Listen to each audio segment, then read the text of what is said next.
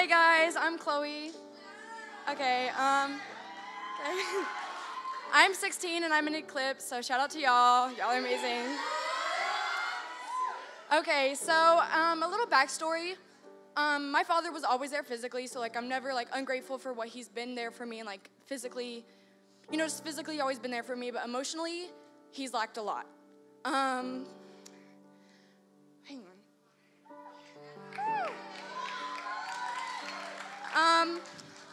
I always felt like whenever oh my gosh, okay. I wasn't planning on crying, but I guess that's wrong, so it's okay. I feel like anytime like he'd show love to me, it was because of an obligation reason, not because he wanted to. So like if he would like give me a hug because he saw I was crying, I feel like, oh, I'm just gonna give her a hug because like my mom, she was always asking what's going on in school, always trying to know like what's going on with my friends, and my dad, he just didn't care. He would walk in, give me a hug when he goes to work, and then just sit on the couch and like watch hunting videos or whatever he did. And then in 7th grade, I got saved. Didn't really know what that meant at the time. I just kind of did it because I thought it was like the normal. I grew up in church, so I just thought, oh, this is what I'm supposed to do. Let me go get saved. And then in 8th grade, my parents got divorced. They were fighting constantly, and I like never knew what was going on. My dad always dragged me in the middle of it. One time in Christmas, we went up to my grandma's house in Kansas, and he bought like my mom like this nice bracelet, but he pulled me to the side, and he was like, so it's no secret that me and my mom have been fighting or whatever, and I don't know if I want to give this to her or not, if she's going to divorce me. And I was just like, why are you coming to me with this? Like, I'm 13, I haven't even had my first boyfriend yet. Like, I don't know about this. Like, what are boys? Like, what is love? Okay, next. So I just kind of sat there really confused. I just looked at him like he was actually insane. I didn't understand like what he was doing, didn't understand what divorce was. And I always grew up like, oh, my parents are Christian, they don't get divorced. Like, what's divorce? But I soon realized like that was like not true. Anything can happen. So I started hating God. I didn't like my dad. I would literally go up to anyone's school and be like, I hate God. Don't talk about him. And I would do the same about my dad. I totally disowned him, cut him out of my life. So then the only people I had were my 2 brothers. And then shortly after they got divorced, my brother went to the Navy, and we moved, and my mom like jumped into her next relationship with my stepdad like 2 months later after. So that was also really hard for me to cope with, but I acted like everything was okay, and I was the only one that had to really adjust to things. So I was like, okay, well, moving, that's cool. Make new friends, that's cool. And then I got to my new school, and I went to Grayson for a little bit, and I was like, I don't want friends. Like, I turned so cold. I didn't want anyone to talk to me. Like, if anyone said my name, I would turn my other cheek and just keep walking down the hallway. I just became a lot of like insecurities in myself. I thought there was something wrong with me. I started to love my stepdad. We had the best relationship. I would say he's like my best friend. And then a couple months went by, and it just gradually got worse. He just became the type to make me feel really insecure about myself. So then it just built it up even more. And I was like, how is God going to put the person who's supposed to love me on this life and like him not? And then bring me someone that I felt was supposed to be a replacement for that, and then him not. So I was really just like, okay, so what is he doing here? Like, what is his purpose? Like, how can God possibly love me if nobody else does? Like, if all I know is people leaving, like, how is he supposed to stay? So then it took a while for me we moved here recently because we wanted a bigger house, and it took me a while to, again, I was like, I don't want friends. No friends. I ended up getting friends. Love that. But there's still like only one person that I'll ever go to. Like, I still tend to shut people out. Even though like you wouldn't see that if you knew me like in school or like normally you'd think, oh wow, she's doing great. She's living life. Like, no, I'm not really, honestly. But it's cool, we're good.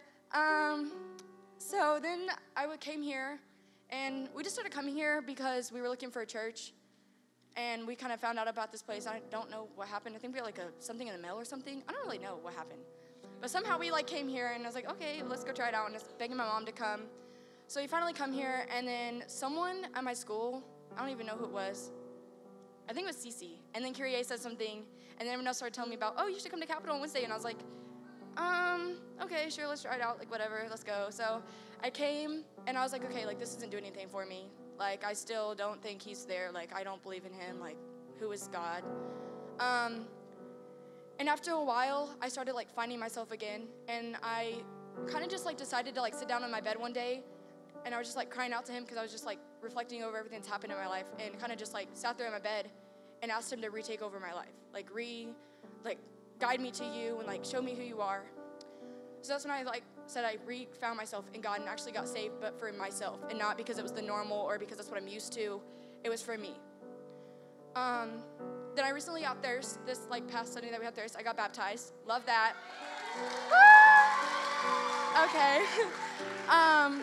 And then everyone was talking about retreat, and I wanted to go so bad. Like, I wanted to go so bad. And my mom and my stepdad were like, no, we can't go.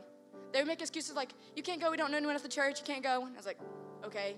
I cried sometimes because I was so mad at them. I was like, why wouldn't you let me go to church? Like, that's so stupid. Like, what's wrong with y'all? So then they're like, okay, no, your grades, you can't go. And I was like, okay. So we had like my whole small group. We had like Tamara and then Bryant, Pastor Bryant, wherever he's at. No, I don't know where he's at. Love that. They all talked to him, or they all talked to my mom, and somehow like my mom convinced my stepdad. I don't even like, it was obviously God. Like, God wanted me to come to the retreat because there's no way like he would normally do something like give into something like that. So we went to a retreat, and I was like, okay, like this is cool, like yeah, fun, like hanging out with friends, love that. And then Saturday, whenever we had the silence covenant, it became something more for me. We were just like sitting there in silence, and I was really asking myself, like, what do I crave that's like unhealthy? That may not be sinful, but what is unhealthy that I crave? And I really found out like I confide in other people to find my happiness. Like, I try to go out and reach other people to find my happiness when I realize I'm never gonna be full in like the relationships, because I used to be like, oh, this guy likes me, okay. Oh, this girl wants to be a friend, okay. But like, I never was full. And I realized like he told me like, you're never gonna be full unless if you confide in me. You're never gonna, like, you'll be happy, but you're never gonna find joy. And that's when I was like, okay, God, okay, do your thing. So then I was like, if you could ask him, they asked, like, if he was right in front of you or he was right next to you, what would he say to you? And I was like, okay, I know what I'm gonna write. I started writing, and then all of a sudden I just stopped and just started writing something different. Like, it was like something in me just, like, wrote something totally different than what I thought he was gonna write to me. So it was just that, like, he's there for me, and that, like, no matter what kind of father you have, if he's there physically and not emotionally, or if he's just not there at all, if you don't know your father, if you don't even know his first name, like, God is there to take his place. That, like, there's no one, okay, that there's, like, that there's no one that's, like, gonna take God's place. Like, God is the overall, like, he's gonna fill you completely. You could be like by yourself and have absolutely no one and have God, and you're gonna be fine. Like, I just wanted him, like, I felt like he would have said to me that he's there for me and that there's nothing I can do. Like, no one that has hurt me in the past is him. Like, he's not anybody else, and that I am not anyone else but me. I'm not anyone but a child of God, and that's who defines me. My mistakes in my past don't define me, and that just to like open up to him and to like give myself to him. And so I just realized at retreat that like no matter what you do or no matter how hard your situation is, that like God's always there for you. And it doesn't matter who wasn't there, because you'll always have God. It doesn't matter any type of situation, like you'll always have God, and he's never leaving. Like his love is so unconditional for you that you don't ever have to worry or fear about losing that love. So if y'all like are going through anything at all, just know like God is always there for you. And like, go to retreats, amazing, love it. Yeah, so that's that.